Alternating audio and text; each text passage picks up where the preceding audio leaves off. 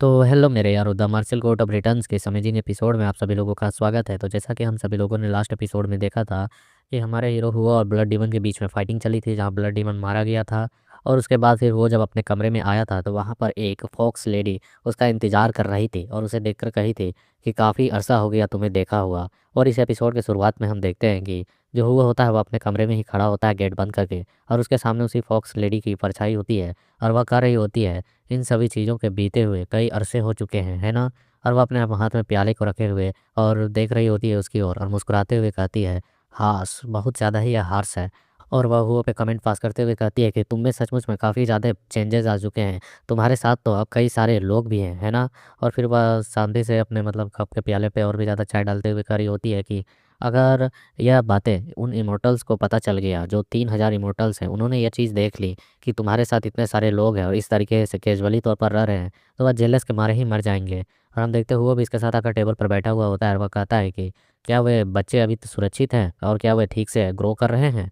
अभी किन बच्चों की बात कर रहे हैं, अब तो यह फॉक्स लेडी ही बताएगी, जो कहती है कि हाँ, हेवनली मार्शल, एम्परर और इमॉर्टल जो 8 इमॉर्टल्स थे जिन्होंने तुम्हें डोंगटिंग झील में सील किया था, उनको तुम्हारे उन बच्चों ने हरा दिया और उन्हें खदेड़ कर भगा दिया। और उसके बाद उसके जगह को उन लोगों ने ले लिया है, 8 इमॉर्टल्स के सीट को हासिल कर लिया और वही अभी चला रहे हैं।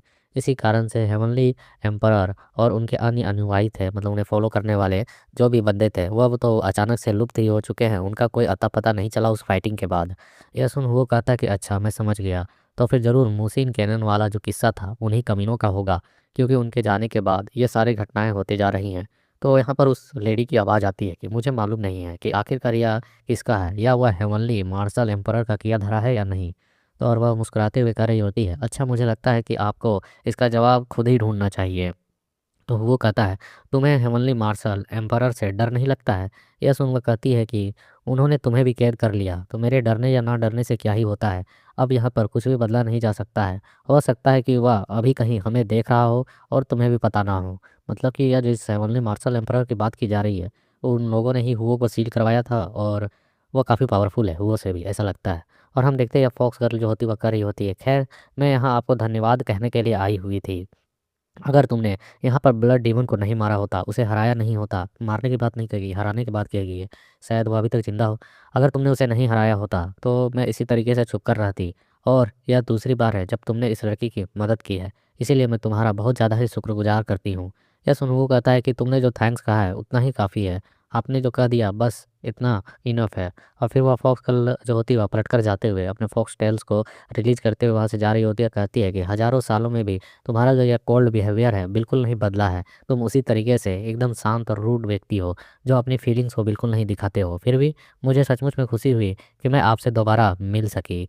और अब वो कहते हुए जाती है कि किसी दिन, और वहाँ पे देख रहे होते हैं जहाँ वो बैठा होता है, धीरे धीरे कर फॉग छा रही होती है और वो फॉक्स गर्ल भी उसी फॉग में धीरे धीरे करके गायब होते हुए जा रही होती है और कहते हुए जाती है कि मुझे उम्मीद है कि किसी न किसी दिन, अगर तुम्हें एहसास हुआ, तो हम दोबारा ज़रूर मिलेंगे और तुम्हारे इस एहसान का बदला ज़रूर चुकाऊंगी। यह सुन हुआ कहता है, हाँ हाँ ठीक है, तुम काफ़ी ग्रो हो चुकी है, मुझे मालूम है। और वहाँ पर वह लास्ट में इसका नाम लेते हुए कहता है कि 9 टेल फॉक्स। फिर हमारा सीन यहाँ से शिफ्ट कर दिया जाता है, जो कि कुछ दिन पहले का होता है, हुन्नान का, जहाँ वो का घर है। और यह उस समय का सीन है जब ब्लड डीमन ने वहाँ पर अपने कई सारे वॉरियर्स को भेजा था ना, जहाँ रात में अचानक हमला हो गया था। और हम देखते हैं सुबह के समय में सोहे और जो मोजिन होते हैं वह ब्लड को साफ कर रहे होते हैं फर्श से, और उन ब्लड डीमन के सर्वेंट्स को ठिकाना लगा रहे होते हैं। और यहाँ पर जो बेगर सेक्ट का एल्डर होता है, वह यहाँ पर स्वॉर्ड एम्परर से बातें कर रहा होता है और वह कह रहा होता है कि सबसे पहले मैं लगभग इन 10 सरों को मार्शल अलायंस के पास ले जाऊंगा और इनकी जानकारियाँ जुटाने की कोशिश करूंगा। आखिरकार इन चीज़ों को किसने भेजा होगा, तुम्हें को अंदाज़ा है? तो स्वॉर्ड एम्परर कहता है कि वे बिल्कुल भी साधारण वॉरियर तो नहीं थे, उनसे लड़ते वक्त यह फीलिंग साफ और क्लियर थी। और हम देखते भी जिया को जो सो के उठ रही होती है, जिसे उस समय आए थे मारने के लिए, तो सोए ने तो इसे थोड़ी देर के लिए नींद में डाल दिया था, इसके वीक पॉइंट्स को दबाकर। और हम देखते हैं अभी जग चुकी होती है और वह उठकर बाहर की ओर आते हुए कहती है, तुम इतनी जल्दी उठ चुके हो, क्या यहाँ कुछ गड़बड़ चल रही है? और यह सुनकर इन दोनों बुढ़े एकदम अचानक से चौंक जाते हैं कि अरे यार, यहाँ तो लाशों की सफाई चल रही है, ये अचानक कहाँ से आ गई? और वह बुढ़े तुरंत इसे सामने आकर इसे घेर लेते हैं और स्वॉर्ड एम्परर कहता है कि तुम पहले ही उठ चुकी हो, तुम्हें और नहीं सोना है क्या? तुम्हें तो और भी नींद लेनी चाहिए थी। तो यहाँ पर जो बेगर सेक्ट वाला कहा था, हाँ बिल्कुल, अच्छे बच्चे तो देर तक सो के उठते हैं। तो हम देखते हैं फिर जिया जो होती है वह देखते हुए कहती है कि ये पोटली क्या है? क्या तुम लोग कहीं यहाँ से जाने वाले हो? कहीं पर टूरिस्ट के लिए और मुझे छोड़ना चाहते हो? क्या तुम लोग मुझे यहाँ पर अपने साथ नहीं लेके जाओगे? सोमी यानी कि जिया, मैं भी जानी चाहती हूँ वहाँ पर। तो हम देखते हैं मोजिन जो होता है वह कहता है कि नहीं नहीं, यह तो सरासर सिर्फ कचरा है जिसे मैं फेंकने जा रहा हूँ।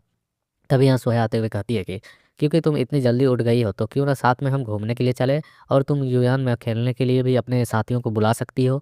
या सुन जिया कहती है क्या सचमुच में? सोहे कहती है हाँ, आजकल यहाँ पर भूतिया घरों के खेल काफ़ी ज़्यादा चल रहे हैं, तो तुम्हें क्या लगता है तुम उन वीरान घरों का खेल खेलना चाहोगी? या बहुत मज़ेदार होगा। और हम देखते हैं कि वहाँ पर वह बुढ़े कह रहे होते हैं कि अरे भाई रात में तुम्हें कहीं चोट वोट तो नहीं लगा?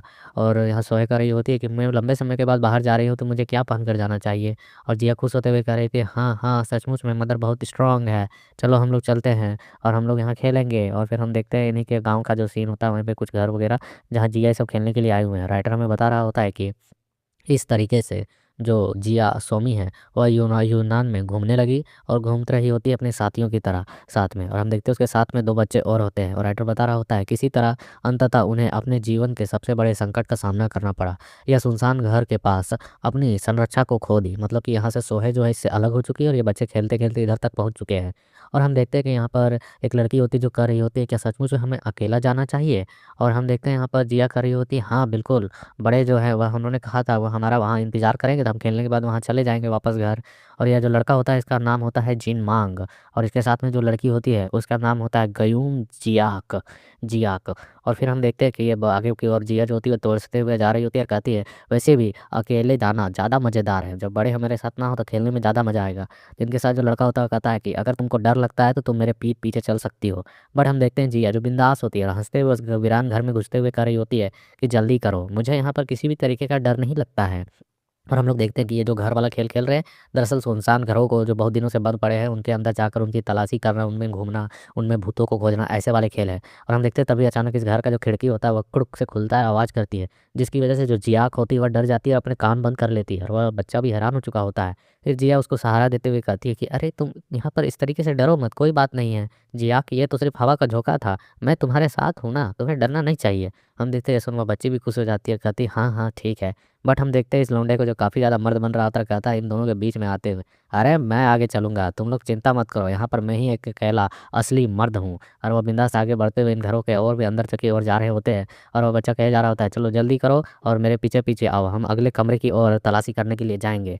और ये लोग इसी तरीके से सुनसान घरों में घूमते रहते हैं और कुछ कुछ ढूंढते रहते हैं, तब तक रात हो चुकी होती है। और हम देखते हैं यहाँ पर जो बेगर सेक्ट का एल्डर होता है वो कह रहा होता है कि फिर अगर कोई और उपयोगी जानकारी मिलती है तो मैं तुमसे वापस कांटेक्ट करने के लिए आऊँगा। स्वॉर्ड एम्परर कहता है हाँ, अपने रास्ते में काफ़ी ज़्यादा केयरफुल और सावधान रहना।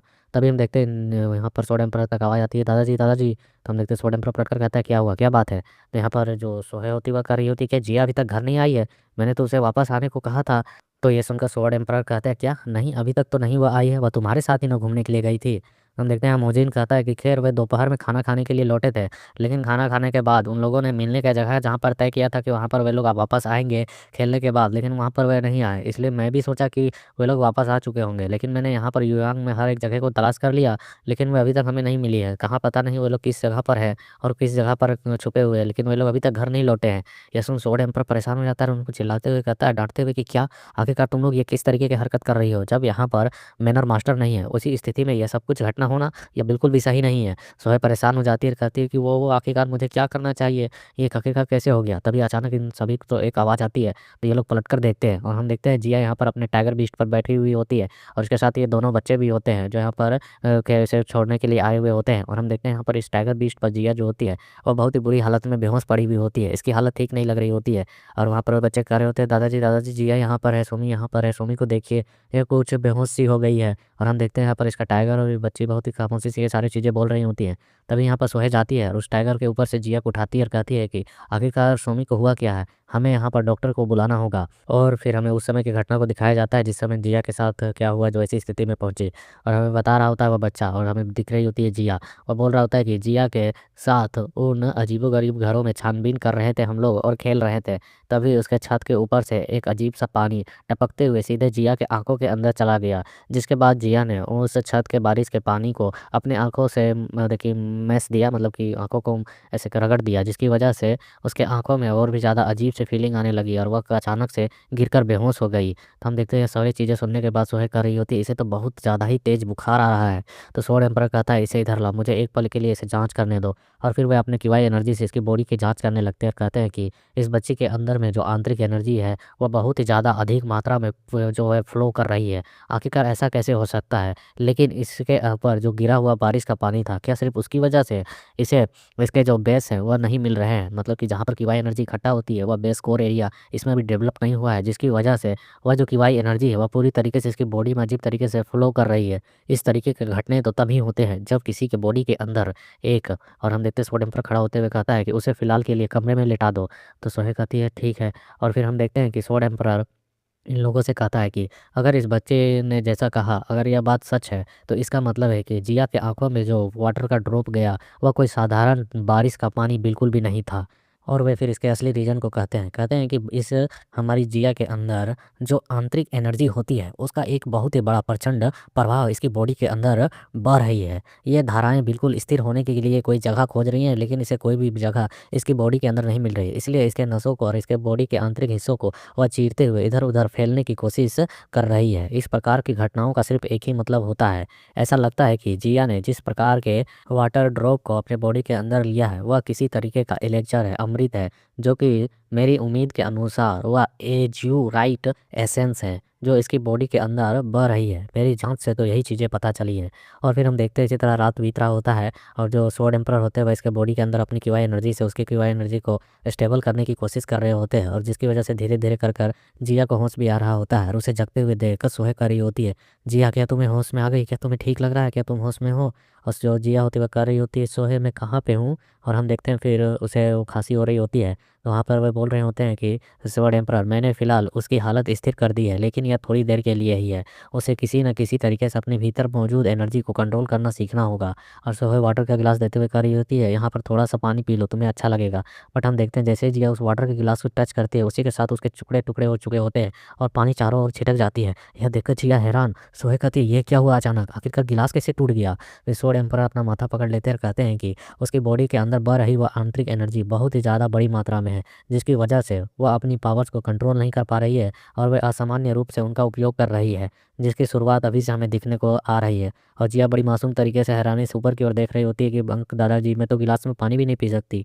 और वे कह रहे होते हैं कि दूसरे शब्दों में कहें तो वह अपनी ताकत को नियंत्रित नहीं कर पा रही है। इसे करने के लिए बहुत काफ़ी ज़्यादा समय देना होगा। और फिर हम देखते हैं कि अगले दिन का सुबह होता है, कुछ दिन इसी तरीके से तोड़-फोड़ करते हुए जिया अपना दिन भी गुजारती है और फिर वह खामोश होकर उदास होकर बैठ जाती है और वह कह रही होती है, "अरे! आखिरकार मैं करूँ तो करूँ क्या? अब किसी भी चीज़ को मैं छू भी नहीं सकती हूँ।" स्वॉर्ड एम्परर कहते हैं, "ज़्यादा चिंता मत करो मेरी बच्ची, यह सब कुछ फ़िलहाल कुछ समय के लिए है।" तो हम देखते हैं कि फिर जिया कहती है, "लेकिन मैंने अपने फादर और दादाजी के साथ मिलकर जो नाव बनाई थी वो भी तो तोड़ दी और फिर कल जो मोजीन अंकल थे, उन पर भी एक जानलेवा हमला कि वो अचानक हवा में उड़ गए थे।" और फिर हम देखते हैं ये सारी सिचुएशन सुनकर स्वॉर्ड एम्परर कहते हैं, "हाँ, हाँ, जब तक मेनन मास्टर वापस नहीं लौट आते हैं, तब तक हम इसका इलाज नहीं कर सकते हैं। ज़रूर उनके पास इस समस्या को हल करने का कोई ना कोई उपाय होगा।"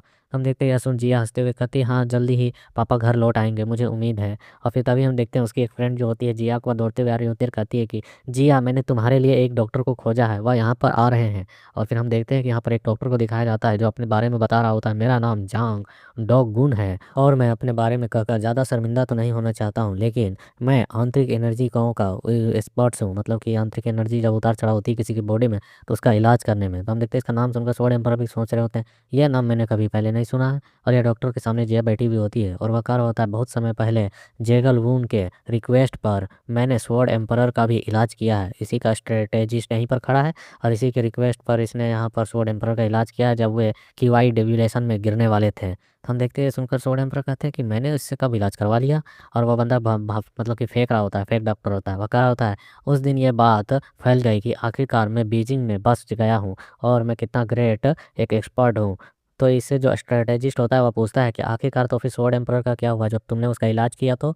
यहाँ पर यह कहता है कि बेशक वह पूरी तरह से ठीक हो गया। उसने मेरा जितना शुक्रिया अदा किया उसको कल्पना भी नहीं की जा सकती है। ये सुन तो स्वॉर्ड एम्परर भी शर्मिंदा हो रहा होता है और वो फेंके जा रहा होता है। बेशक अब बहुत दुःख की बात है कि उनका निधन हो चुका है और मेरी प्रतिष्ठा की वजह से कभी-कभी बुरी भी घटनाएँ मेरे साथ घटित हो जाती है। यहाँ तक कि जो डिमोनिक कल्ट का लीडर है, वह भी मुझे यहाँ पर खोजने के लिए आया था। वह शैतान एम्परर दोहाक, शाह दोहाक मुझे पकड़ने आया था। स्वॉर्ड एम्परर का मैंने इलाज किया था इसी वजह से। हम फिर देखते हैं यहाँ पर जिया कर रही थी, बहुत खूब, बहुत खूब। वॉव! तुम तो काफ़ी ग्रेट काम कर चुके हो। तभी हम देखते हैं यहाँ पर एंट्री होती है शाह दोहाक की, जो आते हुए कहता है कि मैंने कब तेरे को खोजा है यार, ज़रा अपना शकल तो दिखाना। और हम देखते हैं यहाँ पर वो ज जैसे एंट्री लिया होता है तभी त उधर था, हुओ के साथ अपना डिमोनिक कल्ट में कुछ समस्या सॉल्व करने गया था और वो फिर ब्लड डीमन पास चला गया, लेकिन ये अपने सेक के समस्याओं को सॉल्व कर वापस आ रहा है। और हम देखते हैं यहाँ पर मस्त पोज़ देकर खुशी से इसे की ओर देख रहा होता है और हम देखते हैं जिया इसे देखने के साथ काफ़ी खुश हो चुकी होती है और कहती है, दादाजी आखिरकार आप आ गए हैं। और हम देखते हैं तेज़ी के साथ सीधे सदोहा की ओर बढ़ रही होती है गले लगने के लिए। और वह जाते हुए सीधे जैसे ही उसे एक झप्पी देती है और वह कहती है, आपको देखकर बहुत अच्छा लगा। और हम देखते हैं तभी अचानक से दोहा को भी कुछ महसूस होता है और एक एनर्जी की मतलब कि एक वेव निकलती है और एक चीखने की आवाज़, और इसी के साथ जो सा दोहा होता है वह सीधे वहाँ घर के दीवार के आधे अंदर तक धंस चुका होता है, जिया के थोड़े से गले लगने की वजह के फ़ोर्स से। और हम देखते हैं सारा सीन्स देखकर जिया एकदम खामोश और सहमी सी खड़ी हो जाती है कि आखिरकार ये हुआ क्या? फिर अचानक उसके आँखों से आँसू आने लगते हैं और वह रोने लगती है और कहती है, ये क्या हुआ? और फिर हमें एक शानदार थंबनेल को दिखाया जाता है उसी फॉक्स लेडी के साथ जिया का। आई थिंक या उसकी मदर भी हो सकती है, क्या है कि यहाँ पर अभी तक कुछ पता नहीं है जिया किसकी बेटी है। फिर हम देखते हैं कि डिमन एम्परर उठते हुए और खुद को होश में लाते हुए कहते हैं कि आखिरकार ये सब कुछ क्या है? तुम्हारे साथ आखिरकार ये क्या चल रहा है? और फिर हम देखते हैं जिया जाती है और उसके कपड़े को पकड़कर कह रही होती है, सॉरी सॉरी मुझे माफ़ कर देना। तो उसे इस तरीके से सॉरी कहते हुए देख डिमन एम्परर उसे गले लगाते हुए कहता है, अरे कोई बात नहीं, ठीक है, तुम बस ज़्यादा फ़ोर्स मत लगाना, ये ज़्यादा चिंता की बात तो नहीं है। लेकिन सबसे पहली बात मुझे ये बता कि मैंने तुझे कब ढूँढा? मैं डिमोनिक कल्ट का सफाया करके अभी-अभी वापस लौट रहा हूँ और यहाँ पर एक धोखेबाज बत्तख बैठा हुआ है। और हम देखते हैं यह देखकर ये बंदा डर जाता है कि क्या यही सदोहक है? और हम देखते हैं इसे खींच कर कई सारे टपली बजाकर इसे गेट के बाहर फेंक दिया गया होता है और कहता है कि दफ़ा हो जा तुम्हारे जैसे धोखेबाज बत्तख। और फिर हम देखते हैं जो दोहक है वह इसने यहाँ पर जिया को गोद में उठा रखा होता है। यह बंदा काफ़ी पावरफुल है, उसकी एनर्जी को थोड़ा बहुत मैनेज करके सह सकता है।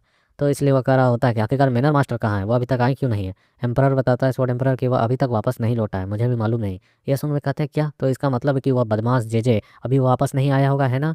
आखिरकार इसी वजह से मेरी जिया मेरी नज़रों से कुछ दिनों के लिए गायब किया हुआ, देखो तो यह कितनी पतली-दुबली हो चुकी है, इसके हाथ कितने कमज़ोर हो चुके हैं। ये बिल्कुल भी ठीक नहीं है, हमें जल्द से जल्द इसे खाना खिलाने के लिए बाहर की ओर चलना चाहिए, कम से कम स्वादिष्ट खाना इसे तो खरीद कर मैं खिलाऊँगा ही। यह सुन जिया खुश हो जाती है, कहती है सचमुच में? इसके लिए मैं काफ़ी एक्साइटेड हूँ, धन्यवाद दादाजी, सचमुच में आप ग्रेट हैं। ऐसा लग रहा है कि आखिरकार मैं आपके साथ घूमने के लिए जा सकती हूँ। और इसे इतना खुश देखकर स्वॉर्ड एम्परर भी कह रहा होता है, सचमुच में आखिरकार इसके आने की वजह से कुछ चीज़ें थोड़ी-सी नॉर्मल हुई हैं और ऐसी लग रही है कि अब थोड़ी-सी पहले सी स्थिति बनते जा रही है, शांति वाला माहौल। और फिर हमें दिखाया जाता है कि रेस्टोरेंट का सीन, जहाँ पर यह जो शराब बनाने वाली नौकरानी है, होयुन कबीले से, और इसका नाम ही होयुन है, और यह कह रही होती है कि आप अपना खाना एन्जॉय कीजिए। और हम देखते हैं यहाँ पर स्वॉर्ड एम्परर कह रहा होता है, सचमुच में यह शराब जो है काफ़ी ज़्यादा बेहतरीन तुमने बनाया है। ये सुन वो कहती है कि हाँ, इसे मैंने जितनी बार बनाई है बस उतनी बार उतनी अच्छी और भी अधिक स्वादिष्ट बनती जाती है। इसलिए मैंने इसे बहुत अच्छे तरीके से तैयार कर कर रखा था आप उस लोगों के इस तरीके के एन्जॉयमेंट समय के लिए। तभी हम देखते हैं कि और जिया की ओर देखते हुए कहती है कि वैसे क्या जिया की हालत बिल्कुल ठीक है? तो हम देखते हैं यहाँ पर जो सोए होते हुए डर-डर कर उसे खाना खिला रही थी, कहती है ध्यान से करो, आराम से खाओ। और तभी हम देखते हैं कि यहाँ पर उस रेस्टोरेंट में एंट्री होती है किसी की और वो बंदा कह रहा होता है, हमें बाहर क्यों खाना खाना चाहिए जबकि हमें सीधे घर में जाना चाहिए और वहीं पर जाकर खाना खाना चाहिए। तो दूसरे की आवाज़ आ रही होती है कि यह जगह यहाँ युयांग की सबसे अच्छे रेस्टोरेंट में गिनी जाती है, इसलिए हमें यहाँ पर एक बार आकर आज़माना चाहिए खाना। और हम देखते हैं यह जेजे और उसके साथ में उसकी वेट्रेस होती है और जो जेजे होता है वो कह रहा होता है, मैंने तुमसे कहा कि मुझे जल्दी से जल्दी वापस जाकर जिया से मिलना है। यह सुन वह वेट्रेस कहती है, हाँ, हाँ, हाँ, बिल्कुल, मुझे मालूम है कि सारी महिलाएँ जो हैं वह तुम्हारी इंतज़ार कर रही होंगी, लेकिन थोड़ी देर के लिए यहाँ पर भी समय बिताया जा सकता है। यह सुन जेजे कहता है, वह कोई महिला नहीं है, मतलब कि वह एक लड़की है, लेकिन तभी हम देखते हैं यहाँ से जिया की भी नज़र उस पर पड़ जाती है, कहती है, ये क्या? ये तो अंकल हजूसी जेजे है। और हम देखते हैं जेजे भी उसे आवाज़ सुनकर कह जाता है कि क्या? सोमी? जिया सोमी यहाँ पर? और हम देखते हैं वह तेज़ी के साथ जिया उठकर वहाँ से जाने लगती है, तो सोहे कहते रह जाती है, डोंट रुक जाओ। और हमें फिर दिखाया जाता है जेजे के बड़े-बड़े आँखों को और उसी के साथ एक झटका, क्योंकि जिया ने जाकर उसे भी धक्का दिया होता है गले लगाने के लिए। और जेजे जो होता है साइड में पड़ चुका होता है एक टेबल पर बेहोशी सी हालत में। और इसके इसी फनी सीन के साथ यहाँ पर ये छोटा-सा चैप्टर कंप्लीट होता है। तो मैं वेट ही कर रहा था भाई इसके कई सारे चैप्टर रिलीज़ हों और एक साथ कई सारे वीडियोज़ तुम लोगों को मिल सके। लेकिन साला क्या करूँ, राइटर वीक में 1 चैप्टर अपलोड करता है जिसके ज़्यादा से ज़्यादा 8 मिनट या 7 मिनट के वीडियो बनेंगे, जो कि ना मुझे बनाने में मज़े आते हैं और ना ही तुम लोगों को देखने में। इसलिए मैं थोड़ा-सा वेट करता हूँ, 4-5 चैप्टर आने दो, उसके बाद मर्ज करके अपलोड करूँगा। हालाँकि इसके और आगे के 2 एपिसोड हैं जो तुमको मेंबरशिप पर देखने के लिए मिल जाएँगे और उसके कुछ दिनों में ही वह पब्लिश भी हो जाएगी।